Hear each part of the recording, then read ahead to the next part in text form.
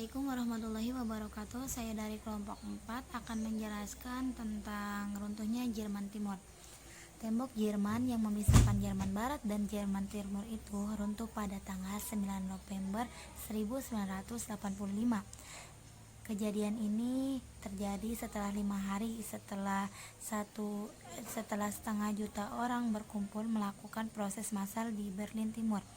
Pemerintah Jerman Timur berusaha meredakan unjuk rasa dengan melonggarkan pembatasan untuk memudahkan warga Jerman Timur untuk pergi ke barat.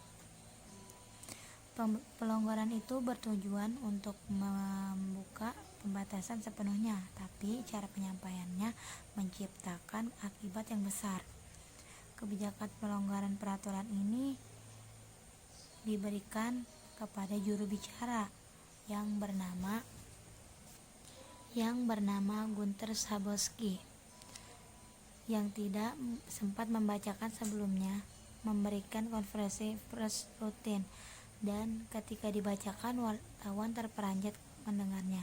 Perjalanan pribadi ke luar negeri sekarang dapat dilakukan tanpa persyaratan, kata Schabowski. Ketika wartawan bertanya lebih lanjut, Schabowski kekelabakan melihat catatannya dan menyatakan bahwa sepengetahuannya aturan ini telah berlangsung. Terbangnya ribuan balon, simbol jatuhnya tembok Berlin. Sisi tembok Berlin yang bersejarah dirobohkan Jerman, peringat HUT tembok Berlin. Padahal aturan itu sebenarnya direncanakan untuk diterapkan keesokan harinya dengan rincian pendaftaran visa. Tetapi berita pelonggaran ini terlanjur di televisi dan warga Jerman pun telah berbondong-bondong memadati pembatasan. Hart Jaeger, penjaga pembatasan, ketika itu kebingungan melihat kerumunan orang di perbatasan. Dengan panik ia menelpon atasannya yang menolak memberi perintah tegas, apakah membuka pembatasan atau menembak kerumunan atau untuk berhenti. Tanpa ditembak pun mereka bisa saja mati karena terinjak-injak, kata Jaeger kepada harian Jerman Der Spiegel tahun 2009. Akhirnya saya perintah anak buah saya untuk membuka pintu. Lalu ribuan orang pun melintas ke Jerman Barat merayakan sambil menangis haru. Peristiwa ini disiarkan seluruh dunia. Orang-orang memanjat tembok di gerbang Brandenburg Berlin, membobol tembok dengan menggunakan palu dan beliung. Sekian. Mengapa tembok Berlin diruntuhkan? Setelah Perang Dunia Kedua, Eropa dibagi-bagi antara Uni Soviet dan negara-negara Barat. Uni Soviet kemudian mendirikan tirai besi yang memisahkan Barat dari Timur. Jerman yang kalah dari perang dibagi-bagikan antara Amerika Serikat, Prancis, Inggris, dan Uni Soviet yang menduduki bagian timur. Jerman Timur nama resminya adalah Republik Demokratik Jerman, yang menjadi tumpuan Uni Soviet di Eropa Barat. Berlin yang terletak di bagian timur Jerman sendiri terbagi 4, wilayah Inggris, Prancis, dan Amerika Serikat di barat, dan zona Soviet di timur.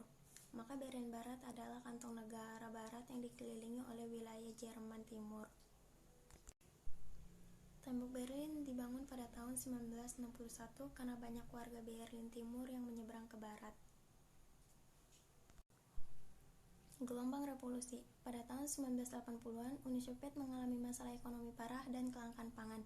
Ledakan reaktor nuklir pembangkit listrik Chernobyl, Ukraina pada tahun 1986 menjadi simbol runtuhnya blok komunis. Uni Soviet pada tahun 1985 dipimpin oleh seorang pemimpin yang relatif muda, yaitu Mikhail Gorbachev, yang memperkenalkan kebijakan reformasi dengan nama Glasnost, keterbukaan, dan Perestroika, restrukturisasi. Gerakan reformasi telah bangkit di blok komunis. Aksi pemogokan di Polandia mencapai puncaknya ketika Partai Komunis yang berkuasa memutuskan untuk meresmikan serikat buruh yang dilarang atau solidaritas. Bulan Februari 1989, Solidaritas berunding dengan pemerintahan untuk mengadakan pemilu yang bebas. Sekalipun Partai Komunis Polandia tetap berhasil mempertahankan kursi mereka, tetapi lewat pemilu, Solidaritas berhasil mendominasi kursi di parlemen dimanapun mereka berada.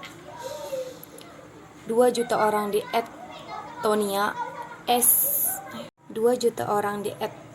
Estonia, Latvia, dan Lithuania yang saat ini bagian dari Uni Soviet mengadakan unjuk rasa revolusi bernyanyi yang membentuk rantai manusia sepanjang 600 km untuk menuntut kemerdekaan. Cekoslowakia yang juga penuntut reformasi memberikan jalur pelarian lain. Warga negara Jerman Timur mendatangi negara sosialis itu dengan bebas, kemudian ratusan dari mereka membanjiri kedutaan Jerman Barat di Praha, kemudian diusingkan ke barat dengan menggunakan kereta. Assalamualaikum warahmatullahi wabarakatuh. Tanggal 9 Oktober, 70 orang turun ke jalan. Egon Krenz, ini adalah malam terburuk dalam kehidupan saya. Keterangan gambar, pimpinan Jerman Timur, Egon Krenz, ini adalah malam terburuk dalam kehidupan saya. Muncul desakan dari Jerman Barat untuk menyelenggarakan pemilu bebas, serta reformasi juga mulai dibicarakan oleh pimpinan baru komunis Jerman Timur, Egon Krenz. Akhir Oktober, Parlemen Hungaria mengeluarkan peraturan baru yang memungkinkan penyelenggaraan pemilihan langsung presiden dan pemilu parlemen banyak partai. Tanggal 31 Oktober, jumlah orang yang menuntut demokrasi di Jerman Timur melonjak menjadi 500 juta. Saat itu Krenz ke Moskow dan dapat kepastian dari pimpinan Uni Soviet bahwa tidak ada sama sekali agenda reunifikasi Jerman. Tanggal 4 November, 500 juta orang berkumpul di Alexanderplatz di pusat kota Berlin Timur. Tak tahan karena desakan ini, pemerintah akhirnya mengundurkan diri. Tak ada rencana menjalankan demokrasi di Jerman, juga tak ada rencana menyatukan Jerman. Sampai terjadilah konferensi pers yang mengejutkan dari Guntur Schabowski tadi. Babak baru selera Eropa. Tanggal 3 Desember, Gorbachev dan Presiden George Bush bertemu di Malta. Mereka mengeluarkan pertanyaan bahwa perang dingin akan segera berakhir. Waalaikumsalam warahmatullahi wabarakatuh.